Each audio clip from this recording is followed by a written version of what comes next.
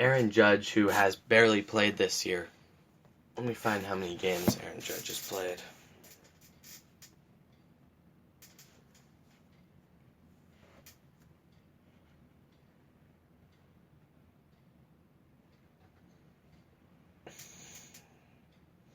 This year, Aaron Judge has played 22 games. So, don't know how someone that's played 22 games can be an all-star. He only has 21 hits on the season. He's hitting .266 in 22 at-bats. 22 games. I don't know who votes for someone that's only played 22 games at this point of the season. Let's see, how many games have they been played this season so far? I think around 70. And they vote for him. In the NL, I don't know why any of the Cubs guys made it, because they're Cubs, other than that. But, the All-Star voting is definitely kind of screwed up. Third base, Eduardo Escobar, not looking too deep into advanced stats, is definitely one of the top choices. He's first or second or third in almost all of the basic stats, not advanced. Definitely someone you'd think you would see in that position to start, but I guess when you're on the Diamondbacks, that's not going to happen. So, one more thing I wanted to look into is how the Diamondbacks are doing at home versus away. At home, the Diamondbacks are 14-21. Away, they are 24-19.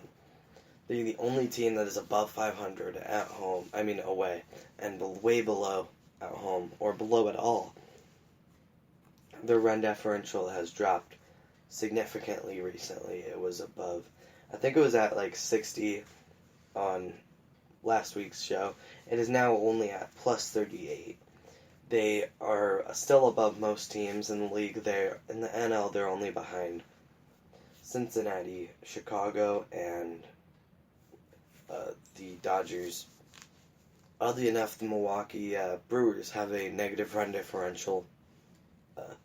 Pittsburgh is now sitting in last place in the NL Central, and last place run differentially other than San Francisco with negative 73. San Francisco is at negative 89. Baltimore is pulling off is going for trying to be the worst team in the league, probably in history. Their run differential is negative 171. Detroit is at negative 137. They've played way less games than Kansas City. That's the only reason they're not in last in the Central. Kansas City has played 5 more games than the Tigers. But yeah, there's so many bad teams this year. The AL West only has one team that has a negative run differential. Only division that has that. So yeah, overall pretty tough. But now we're just gonna look into their home schedule, because with how bad they've been doing, just look into their home schedule and see how it has been doing. They started off 2-1 and then ended up after the first weekend pretty good. Then they were 3-2, and then they lost 3 in a row to the Padres to drop to 3-5, and then 4-5. And then they played the Cubs, won the first game 5-5, and then lost the next 2, not even close games, to drop themselves to 5-7 at home. Definitely not something you'd expect from above 500 teams. Then they ended up 7-7 after the first month with the 2-game sweep of the Yankees. 7-7 is not good at all. After the first month, you'd think they would be much better than that, or they wouldn't be at 500 at least after. And the losing the series to the Cubs comes after a 4-game sweep of the Pirates and a 3-game sweep of the Braves. The only series they lost in that was against the Cubs, 2-1. They lost that series, so I guess it makes sense, but not in the fashion they did it. They then proceeded to lose their next series against the Braves.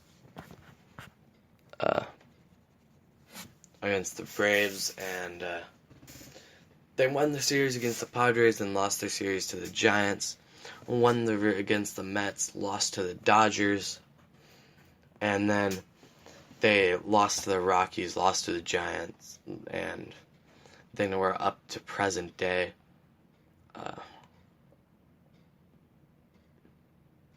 Really a disappointing home schedule. You shouldn't be 6 games under 500 at home if you're going to be 3 or 4 over 500 on the road.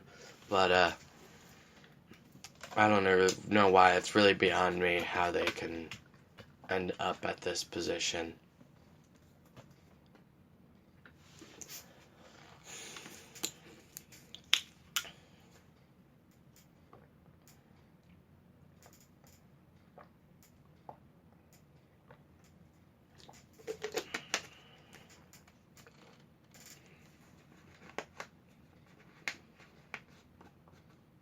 So,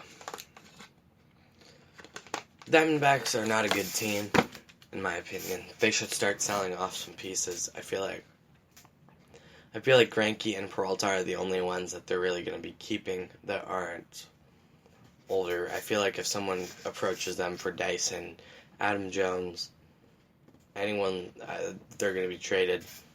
I think their catchers are safe here, because no one wants any of their catchers. And I feel like Escobar and their infield safe because most of their infield's still pretty young and not really on the block. But as everyone said at the start of the year, we're not rebuilding, we're just retooling. I think it's time to start rebuilding. Their 2 of their 3 best pitching prospects are up in the major leagues, and they're still doing terrible at home. They still can't pitch. In the last, let's see. When's the last time they've given up less than 5 runs? The last time they've given up less than 5 runs was against the Nationals last Saturday. And before that, they had a pretty good road series, but when they lose, they give up more than 5 runs. It seems like if they lose, they're going to give up more than 5 runs, except against the Dodgers. The last time they've lost without giving up 5 runs is Monday, which, if your team's giving up 5 runs, I feel like 5 runs is the mark where you're like, look, if you're not winning at this point, you're not going to be winning at many points. So just start rebuilding, start changing your team up. Our prospects aren't looking that great, but I guess that's what you expect when you're at this point, and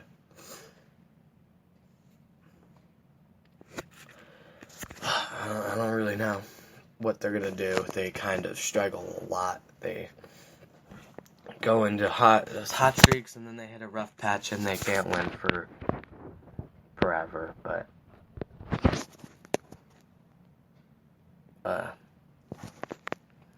I'm gonna try and pull up the Diamondbacks and how many draft picks they've signed so far.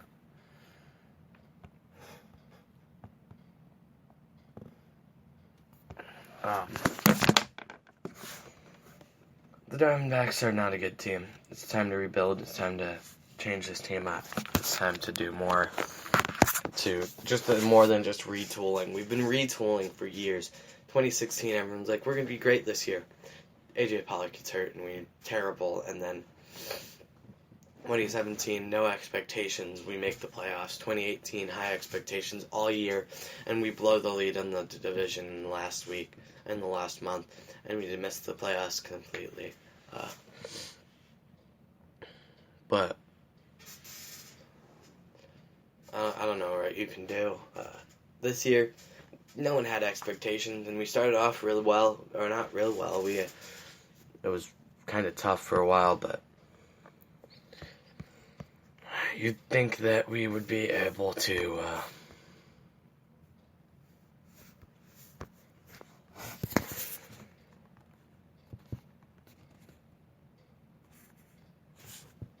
a team with supposedly good pitching Coming into the season, I thought our rotation was going to be pretty decent. I thought Godley would be able to do good. Frankie, Ray, and Luke Weaver and Merrill Kelly I didn't have high expectations for, but they started off well. And then everyone else decides to do bad. But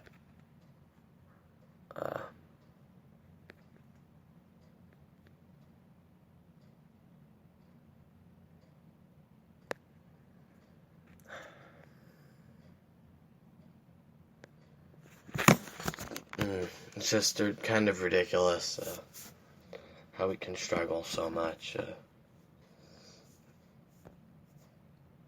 Okay, so going into our signings, we have signed our first 2 picks in Corbin Carroll and Blake Walston, and then our next 3 picks Brennan Malone, Dre Jameson, and Ryan Nelson. Only 2 picks in the top ones that in the and we also signed Tristan English. So we've only signed 2 within the haven't signed 2 in the top 100 of our picks. And I'm pretty sure most of the other 2 are guaranteed to come to us because they're out of college.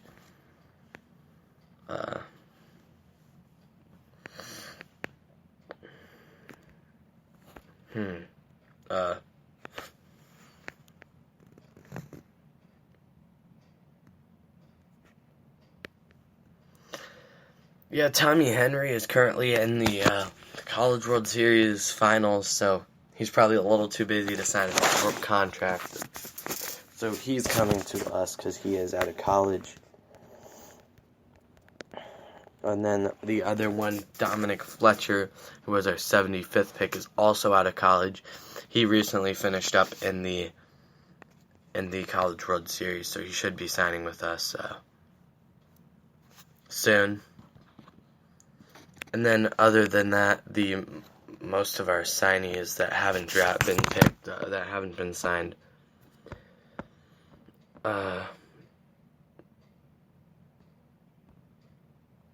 they've almost every pick through 452 except 2 has been signed, and then after that it's kind of spotty.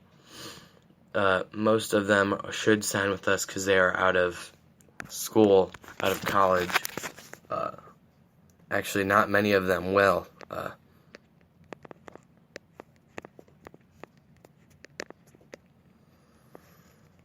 Luke Waddell is our 32nd round pick. He was picked 962nd. He is out of college. He should be signing with us soon. And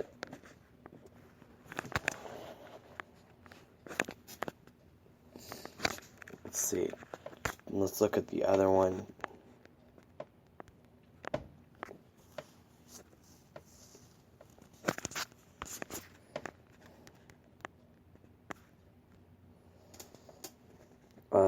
And Jared Liebelt is one of the other ones that hasn't signed with us, and he should be signing because he is out of college. The rest don't technically have to sign with us. Everyone else is out of high school or junior college. Of course, you want to see all your draft picks get signed because, of course, you draft players, you'd hope they sign. Really, a lot of high school players that are late draft picks because they have more time to develop, and the odds are they're going to be better than a college player that was picked 700th.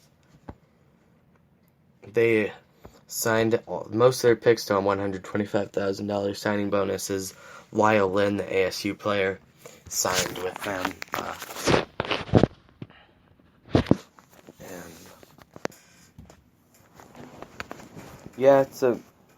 Most of their players are with them and signed, but I think that they are pretty much done with signings because it's all high school players, maybe 2 or 3 more. Not likely. To get a lot of high school players stick with college because most of them were